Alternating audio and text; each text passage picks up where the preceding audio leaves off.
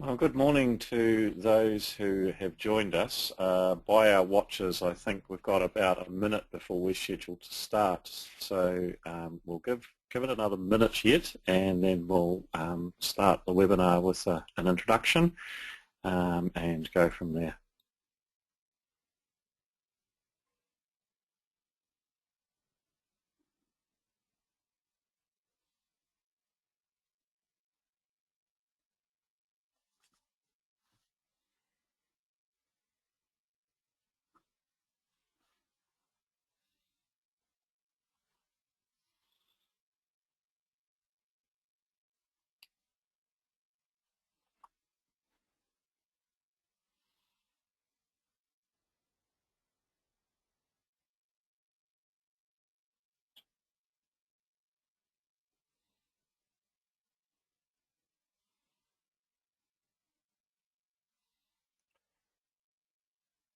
Hello and welcome to this webinar, If I Was Starting Again, that has been hosted by inframanage.com. I'm Ross Waugh, and with me I also have Grant Holland. We thought we'd start the webinar with a quick introduction about both of us, and then we've got some slides that we can talk through if no questions are coming at the time, but really we're also here to answer any questions that participants have. We're going to, if you can type those in, Jonan Castellian, who is helping us with the webinar admin, will call them out to us and we'll take questions. If towards the end of the webinar in an hour's time we run out of time for questions, we are planning to do this on a reasonably regular basis now, so we will be able to carry those questions forward. It's 8 a.m. in the morning on Wednesday the 17th here in New Zealand, and it's in the afternoon on the 16th in the US. So wherever you are coming in from, we'd just like to welcome you to the webinar. I'd like to introduce my colleague and good friend Grant Holland, who we've worked together now for just over 10 years and had working relationships in different organisations for quite a period before that. So welcome, Grant. Thanks, Ross, and good morning, everyone. It's great to be with you in what's an early morning in New Zealand. And we were in US time last week when we were in American Samoa, so going backwards and forwards from time zones is always interesting. Thanks, Ross. And Grant, just so the people participating in this webinar today, perhaps you'd just like to say a little bit about your professional background and the work you've been doing in the last sort of 10 to 15 years. Thanks, Ross. 10 years as an infrastructure advisor, and that advice to mostly councils across New Zealand and some overseas as well. Prior to that, I was a hands-on type of guy with an asset management role in a local authority in New Zealand. That meant I had responsibility for a range of activities, including roading or transportation, utilities and community facilities such as parks and reserves and other buildings. So that was in Southland and the southern part of New Zealand, and that went particularly well with a range of activities across that large district. And also in that time I've been involved in the development of asset management systems, which is when I got to know you, Ross. It was, yeah. We were on a national committee together many years ago when all asset management or asset information systems were pretty new, and we were all trying to work out how to implement them and how to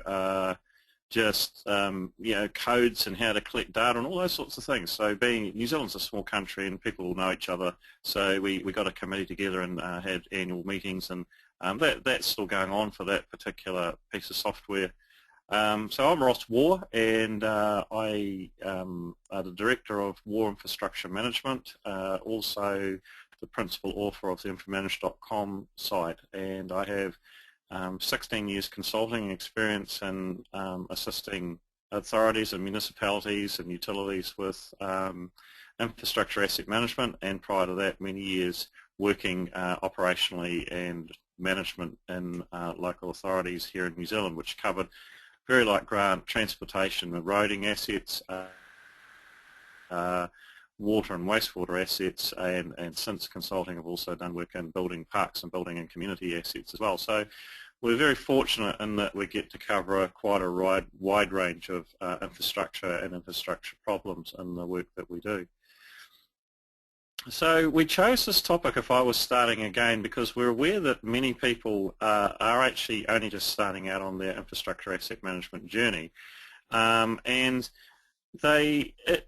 what you learn along the way is that there's some things that work and some things that don't so well. And so what we decided we'd do is start a series of webinars, so this one's been the first one, on just the wisdom we've collected over the last 15, 20 years around this topic, helping a lot of clients and even our own employers previously through setting up infrastructure asset management processes and systems and direction and things like that. And even last week when I was talking to people who are in a different part of their journey, people are asking the question, should we be taking a bottom-up approach and really getting into the engine room and building this asset management process, or should we be taking a top-down approach where we're looking at using a more management strategic approach where we're looking at what we should be doing? And that's one of the things we want to talk about this morning and this afternoon for some of you, as to if we should be taking a bottom-up approach or a top-down, or is it a combination of the two? Yeah. So we're just going to, as we said, we've prepared some slides, and we can talk all day and probably most of tomorrow about them, but we've got an hour with the webinar. But we're also very happy to have any questions. So what we think we might do is just start with the first slide and talk a little bit about that, and maybe for 5 minutes or so, and then we'll take questions if there are any there at that stage. Thanks, Ross. Really one of my favourite quotes from T.S. Eliot: if you don't know where you're going, any road will take you there. And certainly that's very true with asset management. Over the years, we've seen a number of authorities and councils or municipalities taking different directions to their asset management journey. And really some of them we do wonder where they're actually heading and if they had any form of strategy. Like a yacht race in a way. Why do you have to tack backwards and forwards from one side of the bay to the other if you actually don't know where the finish line is? All that effort could be a bit wasted if you don't know where you're heading. So knowing what you're trying to achieve is really the first point that we think is important to highlight this morning. And that's where I think one of the areas that's been particularly helpful here is those that have looked at an asset management policy. What is the target that you've got in mind? How complex does this need to be for you? And what do you actually want to achieve? And interestingly, in New Zealand terms, the asset management journey started back in the mid-1990s, coming off the back of quite a large and nasty recession that New Zealand went through at that time. And we had a legislative requirement, and the legislation at that time, so the law that required all of the municipalities that were asset owning, that had a focus on sorting out rehabilitation renewal costs, because that was where the gap was seen to be. And the legislation's been modified over time, but one of the things with knowing where you're going is, and the reason I've mentioned the legislation or the law is, you will have a federal, state, local ordinances, laws and regulations. So you might have permits or licenses if you're in the water and wastewater activities. If you're transportation, for argument's sake, in the US, you'll have federal highways requirements, and on it goes, or state requirements. So one of the things is very early on is sorting out what the legal framework you're operating within is, and making sure you've got those bases covered. It helps set that direction. And some people get bogged down, Ross, do you think, where they actually are so concentrated on the detail that they actually do forget what they are trying to achieve? They do. I think you can get, it's like anything, walking in the forest, you can get lost in the trees or lose the path. But any asset owning authority in the public sphere is going to be operating within a regulatory and legislative environment that's often quite prescribed, given that they're monopolies or quite regulated. So you do need to know that, but I think you don't. You're quite right, Grant. You don't want to get bogged down in the minutiae of regulatory detail. So. I think that's a risk that certainly some Some people, it's like trying to keep to the speed limit. If you sit there looking at the speedo on the dial, you're going to forget where you're actually driving and crash into something. So, yeah, I think that it's very easy to get stuck in that in the detail and forget. Every now and again, you need to take a few moments and stop a stock take of where you actually are heading and what you're trying to achieve with your asset management process. Yeah, it's certainly, Grant, one of the things that you don't want to do is be so focused on this management process that you forget to deliver service. I mean, at the end of the day, you own or have assets that you're managing to deliver some sort of service to some sort of community or authority. And so asset management should be a process and a journey of change and improvement, not one of paralysis and in the old story, paralysis by analysis. You do have to keep delivering your service. You know, once you get started on this journey, it's not going to be perfect, but it's not a sprint. It's a journey, a longer term walk in a direction, and once you get into that, then you start setting up the milestones for changes as you go forward. And that's a good reminder of that custodian role, isn't it, that the asset managers have, where they are looking after community assets and planning for their future, for the long term, to ensure the service is delivered in a sustainable way, both for the current generations and for those to come. So that custodian role is very much around ensuring that you've got the long game in mind, but you're getting the job done that you need to do now. Right, well, we might just check with Jonah as to whether there's any questions yet. How are we going there, Jonah? There's no questions yet, except that for the sound quality check sent by a participant. Okay, no, that's good. All right, so we'll carry on. And I think many of you will know about Peter Drucker, who was one of the management gurus of last century and only passed away a few years ago. He was still consulting into his mid to late 80s, is my understanding. And he had a couple of famous questions when he was consulting for management with large international companies. And the first one was, what is your business? And the second one is, who is your customer? And those questions are quite profound based on multiple decades of management thinking and consulting work that he undertook. And I think for asset owning or asset custodian or utilities, municipalities, those are really, really good questions to answer. And I think the reason they're good questions to answer is that often we get so caught up in the day-to-day whatever we're doing, it be it design or service delivery or answering customer problems or fixing faults or whatever it is, that we lose sight of the importance of those two questions. Yeah, I think that that's a real challenge sometimes to remind ourselves of why we're in the businesses that we're in. We may have legal requirements in the manner in which we provide a water supply or a roading network, but in terms of transportation, it's about moving services, moving people around and ensuring that those services are provided in an efficient and effective way, getting the product from the farm gate to the market, and helping people's social well-being by them being able to move around to their other social interactions with others. That's the business we're in, as opposed to building and fixing roads. The building and fixing roads is what provides the platform for society to be successful. So what is our business for in the transportation sector, for example? It's around connecting people and connecting goods to the market. Yeah, and one of the things that we've explored here in New Zealand in a 15-year plus journey of asset management planning that's been legislated with several changes and amendments along the way, is when we originally started, we started with asset management plans, so it was very asset focused. And in the middle, it's been quite interesting because we're sort of back to asset plans now, but in the middle we had a phase where everybody was doing activity management plans. And so what they were doing was they were lifting up off the hard asset, if you like, so the road or the pipe or the treatment plant or the park or the building, and taking more of a whole of activity or a whole of service type approach.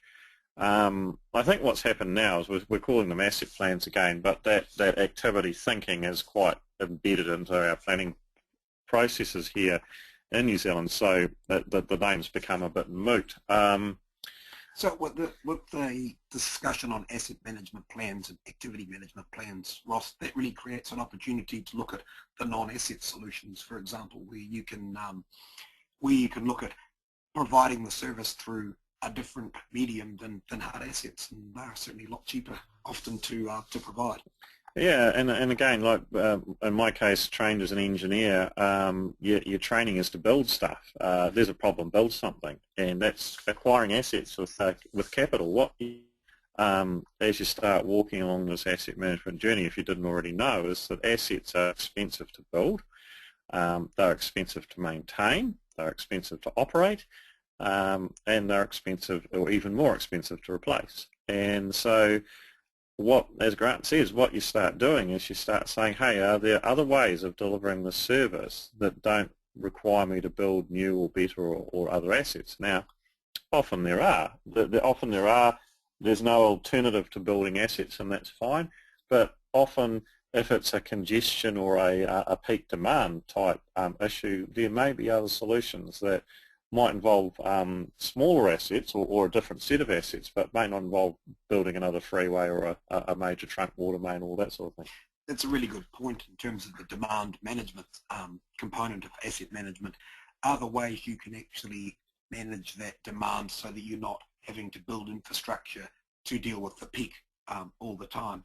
And particularly when knowing who your customers are, that really ties in with that particularly well. When you look at water and wastewater assets in particular, where you have large industrial customers, if you can work with those customers to ensure that you understand their needs for the quality and the quantity of a water supply, for example, you may well be able to balance that with the other needs of the community rather than just keep on building bigger and bigger. So that dialogue with those key stakeholders is really important, in actually knowing what do they need, because at the end of the day, those large consumers can maybe the backbone of your economy in your area. Yeah, and recently, taking the US example, I was recently reading Fortune magazine, which is one of the major business magazines in the US, and it was looking at where Fortune 500 companies, so these are massive global companies, were located. And certainly if you're in a state or a city or municipality that had one of those companies there with a lot of their facilities for manufacturing or whatever, you wouldn't want to lose them. They're major employers and they're major drivers and inputs into your regional or local economy or state economy. So the thing is that you do need to know about them at one level and make sure that their requirements are being listened to and that they're not getting tempted to up stakes or anything like that. At another level, and any of us that have been involved for any length of time in asset-related fields know there are these customers that are very vocal, and and then there's a whole lot in the middle that don't make a lot of noise. And I think one of the risks that you run in the asset management field is responding to the noise, and that can be a real problem. Yeah, and certainly the different service expectations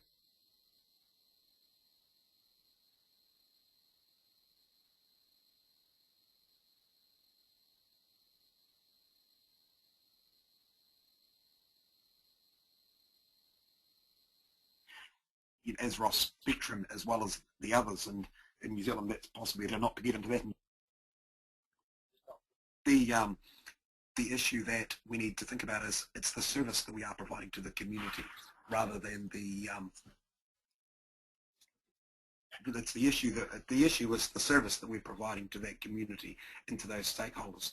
The question we've raised is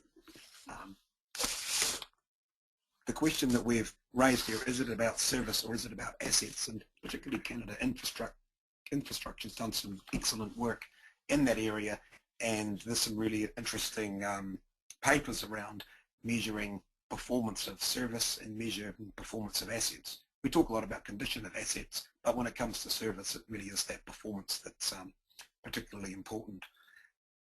It's the level of service that we discuss with our community and determine what they actually need is what's important. Talking about the assets themselves doesn't tend to get people terribly excited. Right, so it sounded like we might have had a small technical glitch there. Grant has come right again. Jonan, do we have any questions now? Yeah, there's one question here, and it says, what would take for a built-up city to adopt a bus rapid transit system? I'm drawing attention to a city like Nairobi, where I come from, which experience traffic congestion, and the state of infrastructure seems difficult to expand.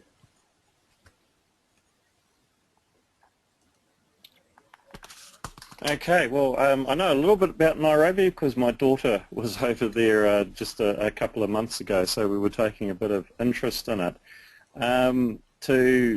The interesting thing about the question with regard to bus rapid transport, or you could ask the same question about light rail or heavy rail or freeways or motorways, is in terms of asset management, you don't want to jump to a solution before you've analysed the problem. And I think, again, myself as an engineer, often we do that. We say, right, look, we've got this terrible congestion, we've got this terrible problem, we need to build X, Y, or Z. That's very much our engineers and us wanting to speak. Do we build this or do we build that? But we often need to stop, and that's probably the issue, too much stopping, and have a think about what actually is the demand that we've got and how we best to invest in a solution that's going to solve those problems. It may well be affecting the ability of people to get the services they need, and for businesses to actually conduct business in an effective manner. And transport is certainly an area where you can pour a huge amount of money, whether that's the local municipality's money or somebody else's funds that you're investing. Would be it's a real challenge to understand what that demand is to try and find the best solution. So from an asset management point of view, for a city like Nairobi, and just for perhaps other listeners who may not be that familiar with the city, all of the big African cities are experiencing phenomenal growth. So you've got not only high population growth, and the economies are growing as well, particularly Kenya and Nigeria, but you also got a lot of people coming in from the countryside. So that's happening right across the rapidly developing countries in the world. But Africa has particular issues with that. So you've got a massive amount of growth going on. Also, you've got variable service levels in large African cities. So you've got some infrastructure that's still okay, but will be getting quite congested because of the growth. You've got other infrastructure that is very poor, particularly in some of the informal housing areas. And they'll be expanding all the time. They are very quickly, yeah. So in a way, whilst there's the temptation to build infrastructure to solve the problem may well be replicated the day after the solution's built. So it's a long game, really, isn't it? It is, and I think the thing there is particularly. I mean, we don't run into this issue quite as much in New Zealand. Some of the American cities are running into it. Austin, Texas, and Raleigh, North Carolina, I think, growing very quickly still. But that very high level of growth and quite inadequate infrastructure is quite a challenge. So how do you go forward? From an infrastructure management point of view, the first thing that you need to do is define the service levels you're aiming for in the longer term. And then you could categorize your existing systems based on whether they're anywhere near meeting those service levels or not. That's right, and I think that's where a hierarchical approach becomes so important, because when you look at the transport network as a system, all the different components of that have different roles. So some will be local roads that enable people to move around in the area or connect up to the arterial routes, and then there'll be other roads that are clearly for mass transit, and you have both public users and with passenger transport systems. So I think it's also that combination of how do you move goods and people around in terms of mass systems as well as what ability people have to move themselves around with their own transport means. Yeah. So the next thing, of course, so that's just a very brief introduction to levels of service, and what you will end up with is quite differentiated service levels, and maybe a 20 or 10-year plan to try and get to the service levels that you're wanting to achieve. The second major part of asset management planning at the front end is looking at predicting your demand, and to some extent that's going to be almost impossible. I mean, the amount of growth that's going on in cities like Nairobi is you've got a line by the tail almost in terms of what's going on there. So you've got to plan your asset development around some sort of model of growth. The key thing there would be to do whatever best projection you can, but also build in significant flexibility to where you can to allow for variations in that growth. Coming off that, I think given that there's going to be some fairly large gaps in the whole both service levels and growth, I think looking back at cities like particularly Paris as an example, back in the and the reason I'm picking Paris is there's actually a blog post up on them from manage.com about what they did. So they had terrible roading, congestion. This was back in late 1800s, and so they produced a master plan for the city that produced the boulevards that are there now. And so that's my intro into, I think you'd be wanting to do a city expansion and growth master plan, map out your main transportation corridors and routes, map out whatever grid or ring road routes, however you're planning to do it, and then you'd be able to define, okay, these are the growth assets that we need, these are the existing assets we need to replace or upgrade or renew, and this is where the mass transit systems need to look at going. And so that's whether you're going to be looking at a hub and spoke type model for the city or just a CBD hub type. There's a lot of different models for city planning. So all of those need to be in place in some degree with some degree of determination before you would go, oh, now we'll go build a rapid transit system. That ties in pretty well with our next slide too, Ross, really, where it's about the process, not the system. And with problems such as this, it's very easy to focus on building a model to understand how that system works.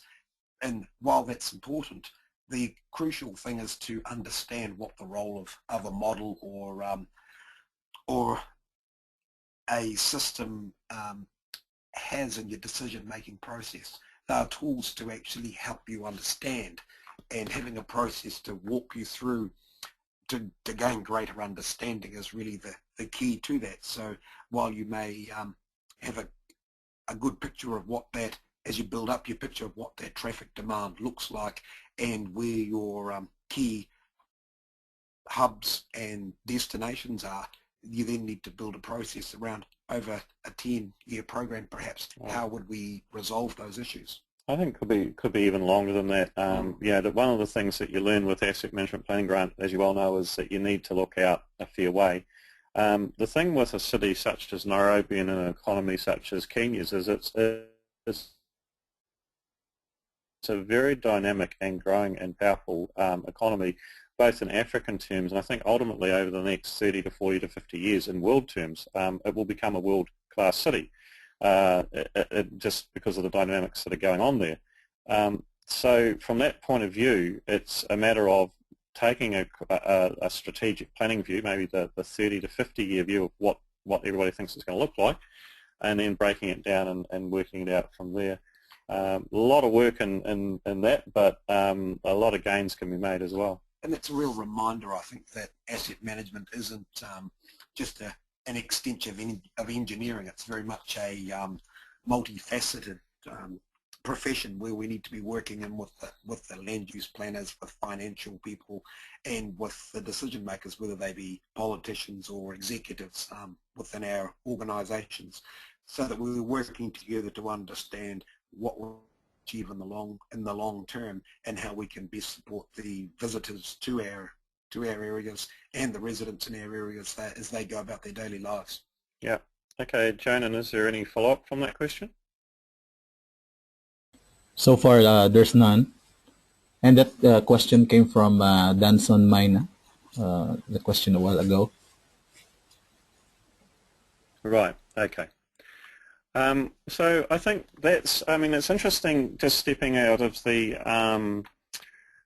African context from it back into the US one. Back in late April, I was at the TRB Asset Management Conference in Miami, and there were a lot of transit system executives and asset managers at that conference because of the federal requirements for asset management for both highways and transit.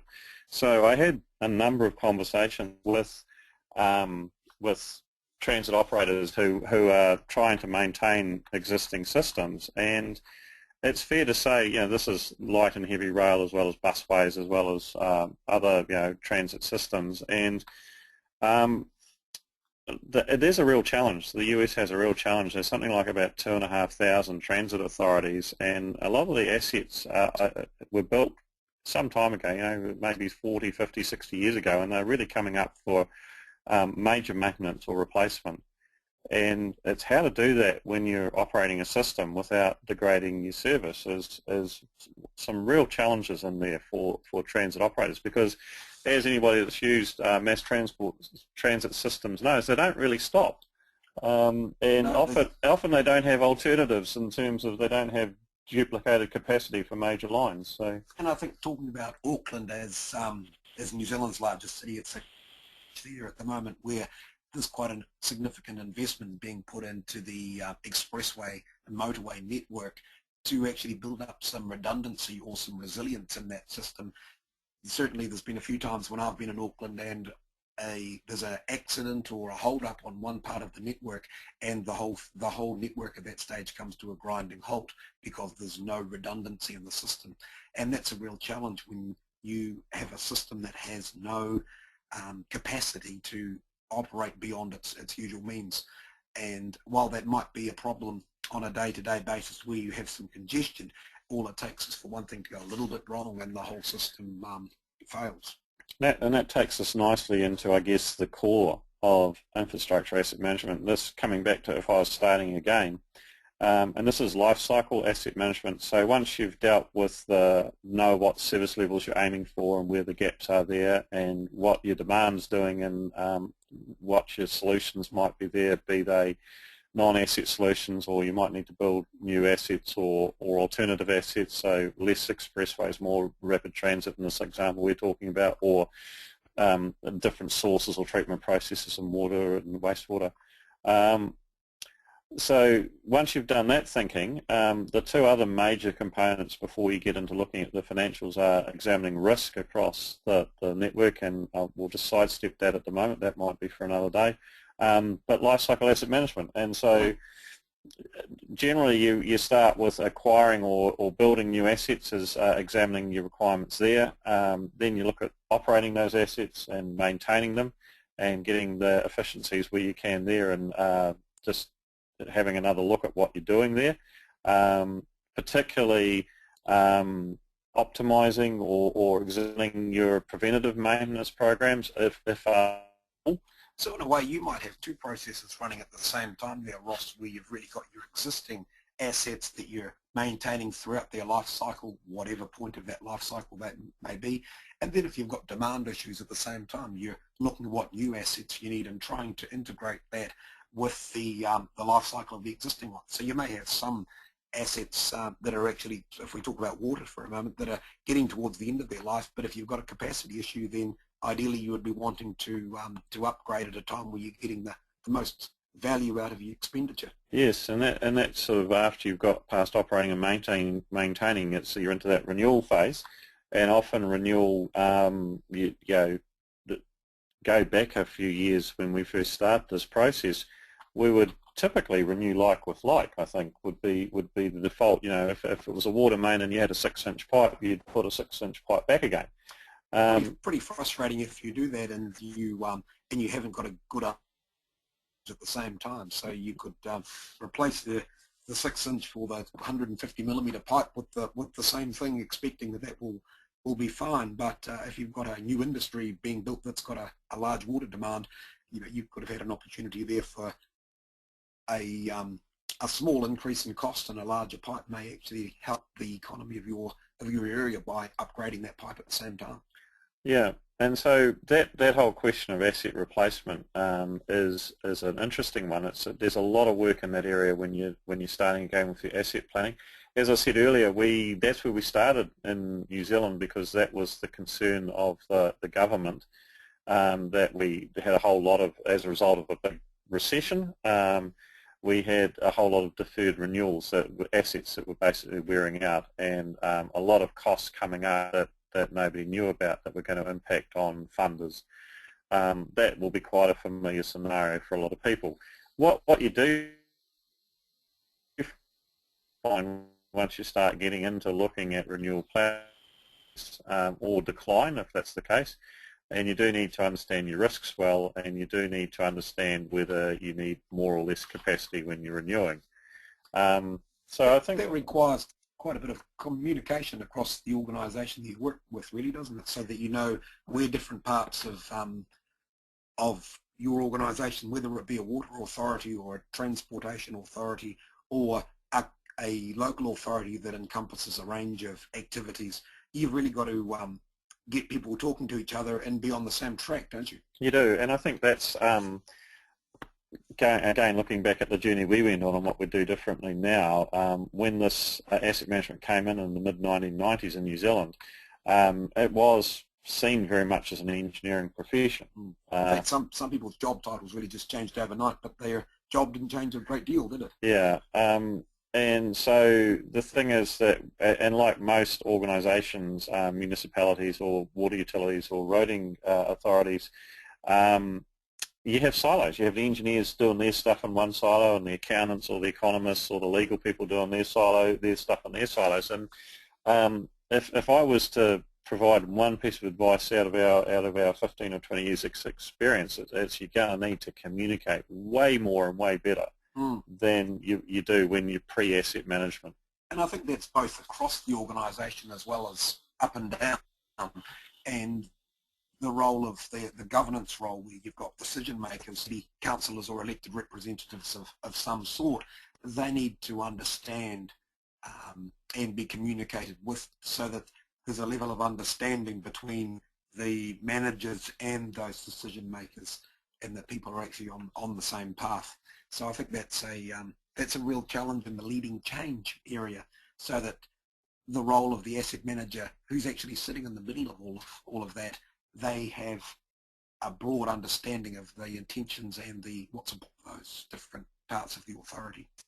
Yeah, and I think the thing with the communication grant is also, particularly with governance and the senior management, there's a whole heap of trust tied up with good communication as well.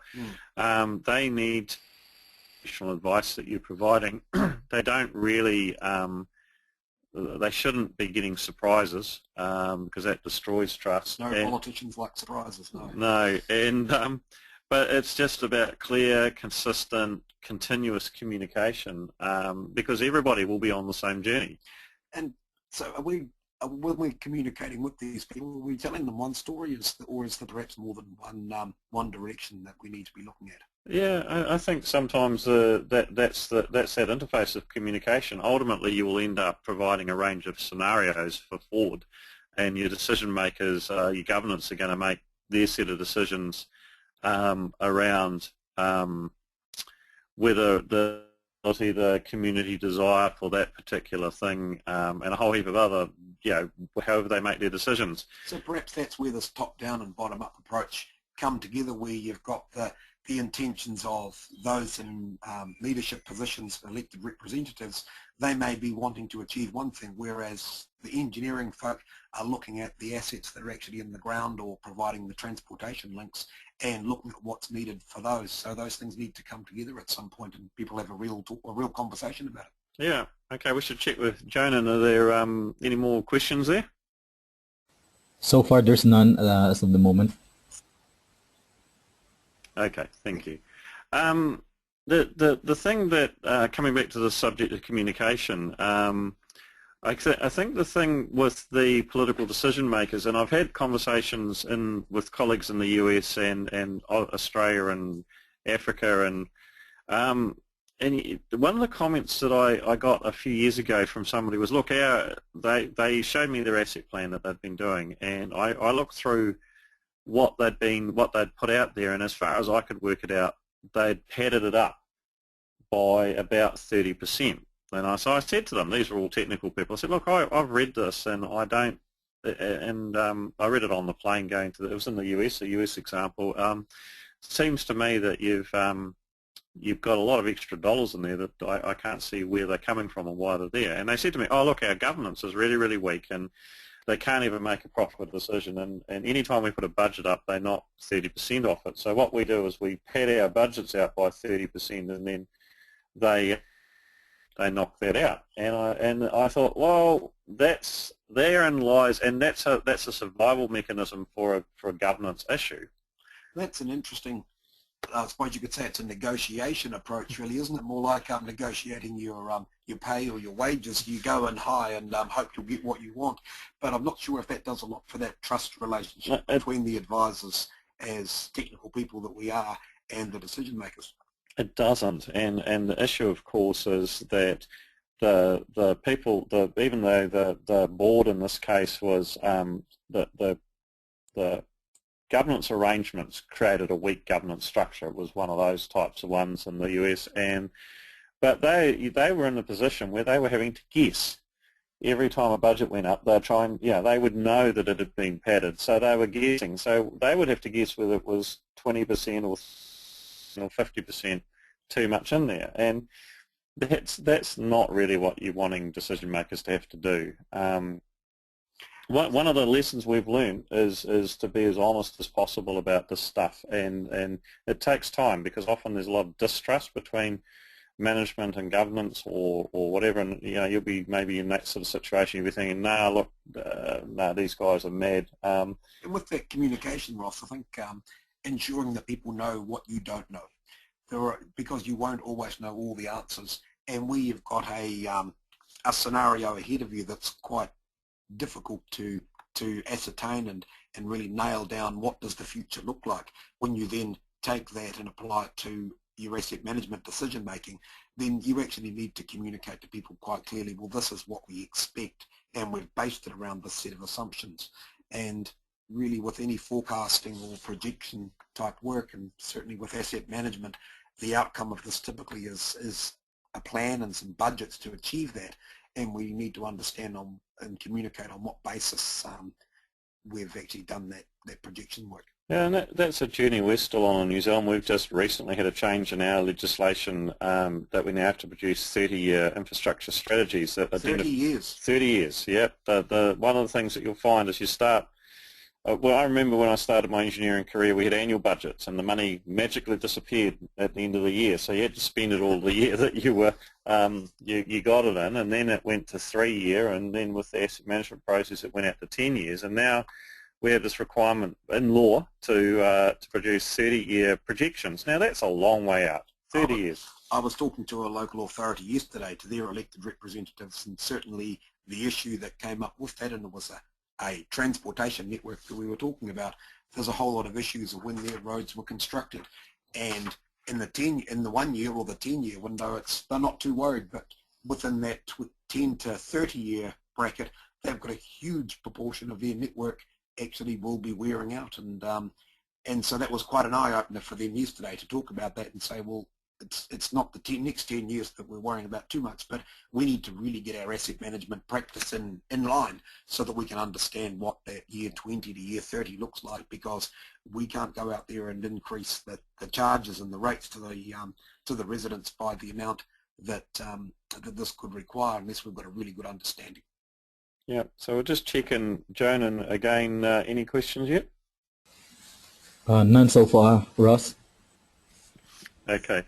So just to wrap up, thanks, Joan. Just to wrap up this discussion around longer term, once you start getting out to those lengths of time, you do have to concentrate on the major issues, and you do have to document where just your assumptions, and you don't end up with hard straight line numbers. That provides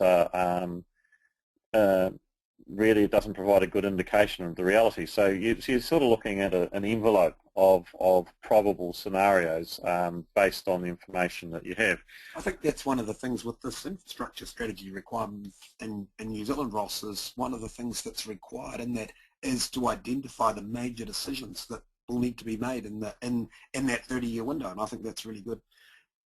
Yeah, we can, while we were talking about these high level and very much some of these are management issues, there's still the nuts and bolts that actually makes asset management get there, and that's the inventory, isn't it, Ross? it is, and we're just going to jump forward to inventory. We really want to talk about that, because if you're starting again, and if you're starting, then one of the things that you're going to need to do very, very early on in the piece, and then continue doing well with good quality, is an asset inventory.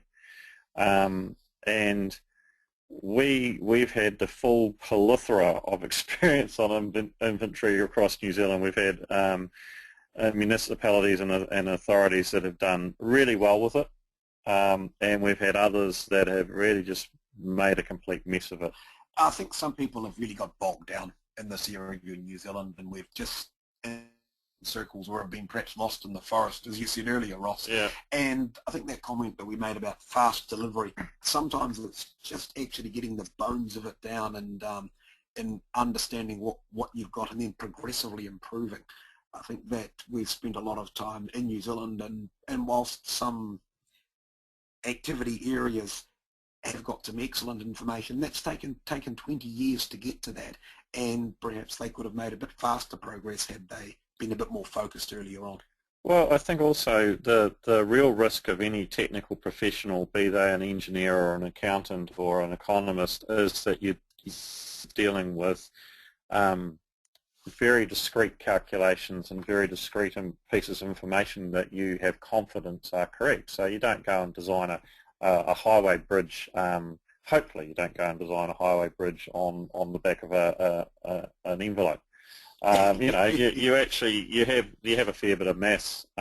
That's really part of our professional training, isn't it? We like to do things well and consider risk and ensure that it's that we are covering off all of the issues. But maybe if we just need, sometimes it's a case of getting some information out of some people's heads, because if people are retiring and moving out of the workforce, they may well have a huge amount of information about your asset inventory rocking around in their head, and if we lose them, then we lose that information. So what I've found is getting that out of people's heads, and recording that information quality that Fred actually told you this and he remembered when it was built 40 years ago. That's a good bit of information to record. It is. So now we're talking about, in computer speak terms, we're talking about grabbing some metadata with the inventory information. So I have a piece of information. Look, I've got a pipe there, or a park bench, or a road, or whatever it is, a light.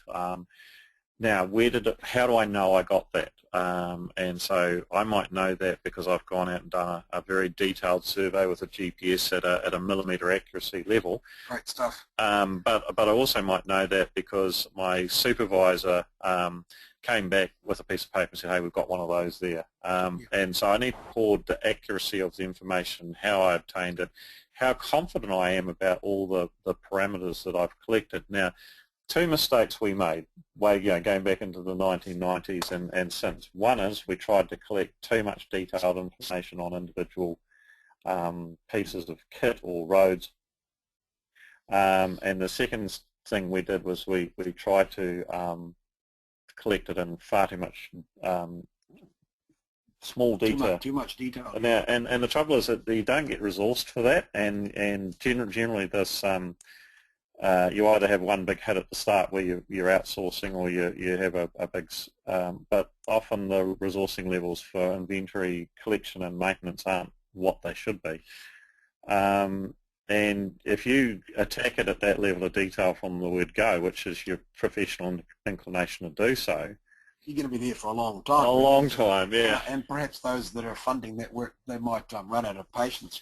I remember back when I was working for the local authority, one of the more useful processes that I went through was I sat down with a water supply operator who had been working in this area for donkey's years, and we sat down with an aerial photograph and drew over a big fat pen, because he knew that there was a pipe that was laid alongside a fence line or cut across to another property, and nobody else would have known that information. So a day spent sitting in the office with a pile of aerial photographs probably captured more information and a value for money manner than a lot of technology would have. Yeah, and so a couple of good pointers for inventory. One is pick a pretty small area as a pilot to start with, and yeah, just try stuff out there, see if it works for you. Don't try and do it on your entire network or system from word go. And some people will think that asset inventory is all about the systems, really, isn't it? About the going out and buying a piece of software and that'll solve all your problems. Is that has been a bit of a problem? It is, and it's interesting because I do a lot of work in that asset information systems review and implementation area still, and that's still an attitude. You know, a system facilitates, but it doesn't. It definitely doesn't solve your problem. And black boxes are hopeless, because at the end of the day, asset management is a process, a structured process of analysis and thinking, and it is a journey. And if you think you can just buy somebody else's product and biff it at your organisation and chuck it full of information, and then all of a sudden everything will be done for you, then you are going to be very sadly mistaken by that. I think it's a good reminder that an information system has two components. It has information and it has a system. It may well be that your system is an Excel spreadsheet if you're a small organisation, or if you're a large organisation with quite complex needs. That's where some of those proprietary systems are excellent and will help you a lot. But it is two parts. With the system's no good without the information. And coming right back to that slide with the truck and the road, you know, if you don't know what you're trying to answer and where you're trying to get to, you'll end up collecting the wrong information in the first place. Exactly right. Yeah. Now the other thing, I think, just advice on inventory very quickly, is that if it's start at a high level, get it out there quick, because this is this fast delivery and focusing on what matters. Because what happens is when you do that, you can then look at that layer of information and say, right, well, where are our risks and where are we going to get ourselves into trouble? And then we can focus on what more information we need. That's right. Exactly. So rather than saying we need that amount of information for everything. Exactly. And so, I mean, a classic example a few years ago, not only that, is that if you have a specific problem, you can go out for that specific problem and collect discrete information. And I remember Dr. Penny Burns, who's one of the long-term people in asset management around the world, giving an example a few years ago from the Australian federal prison system. And they had a prisoner that decided to climb out a small window. It's an interesting place to work. Well, it was more the example. But you know, prisons have buildings and they have to keep records of them and manage them and stuff like this. So this prisoner climbed out the window and died, impaled himself and died, and it was just very sad. And there was this big political beat-up, I guess, in the Australian Senate and Parliament about how unsafe their prisons were. So rather than say, hey, in our asset systems we should have known all of the little tiny bathroom windows that are in every federal prison in Australia, what they did was and this is going back a few years ago, so they faxed a sheet to every prison manager and said, send somebody around and tell us how many of these we've got. Right. And within a day, you know, obviously everybody knew what the need was.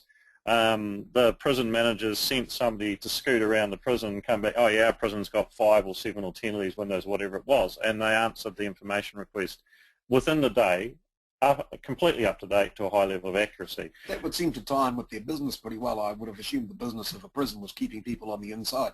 So knowing that you didn't have windows that people could climb out, so good bit of asset management, really. So yeah, just come back to the inventory. Is if sometimes you want to go, hey, I want to solve those sorts of problems by keeping records. Well, invariably, there's such small records, you're not going to keep them up to date properly. You won't have confidence in them anyway. So just be aware that if you have a particular issue, you can go and build a data set very quickly to solve that issue when it arises. And start at a higher level, and then, like the spiral staircase, get more and more detail in the areas where you know you've got higher risks. So okay. So that's about it. We'll just check back with Joan and any last questions in there.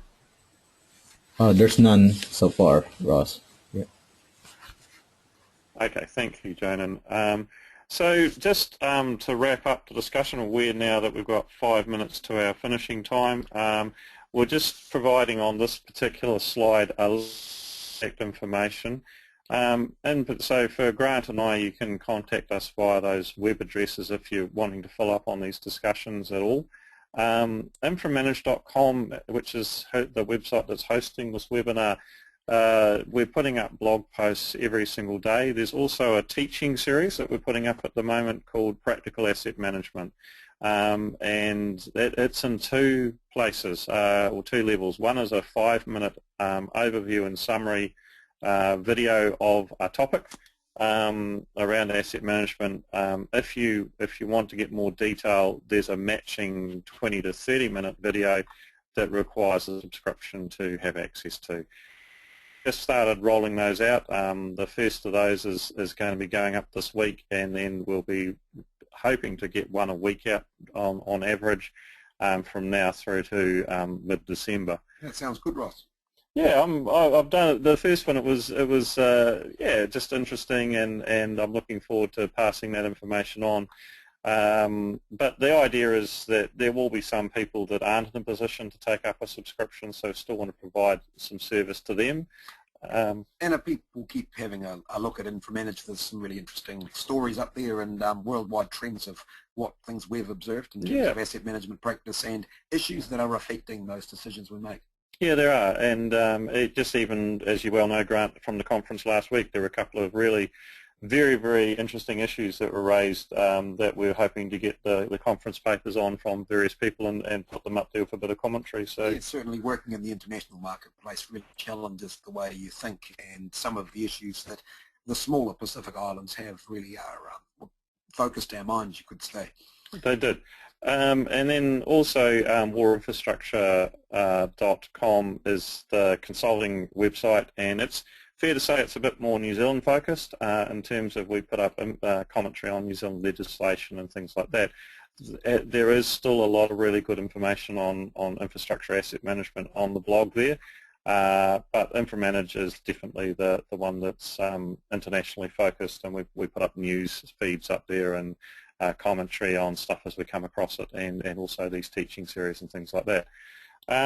It was good to see the comment that was put up a couple of weeks ago about the water issues in Detroit. That made it into our local paper only last week, whereas we had been talking about that on inframanage.com about 3 weeks before it made the media in New Zealand. So today. Yeah, it is, and the thing is that talking about Detroit, I mean, they've got some really good challenges. Their population's halved in the last 30 years, and that if you're listening here today and you're in an area or a municipality where the population is declining, that is the most difficult scenario to manage. Growth, like we were talking about in Nairobi, has its own challenges, but generally growth gets funded one way or the other in time, whereas decline often doesn't. People are very reticent about investing in decline.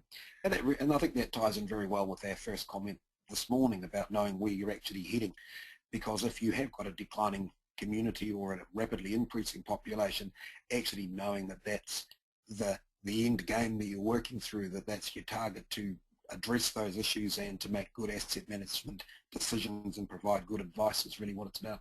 It is.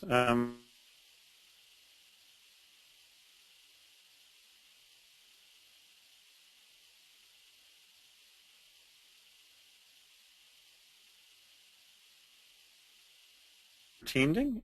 Thank you for a little bit. Something there that is of use to the attendees.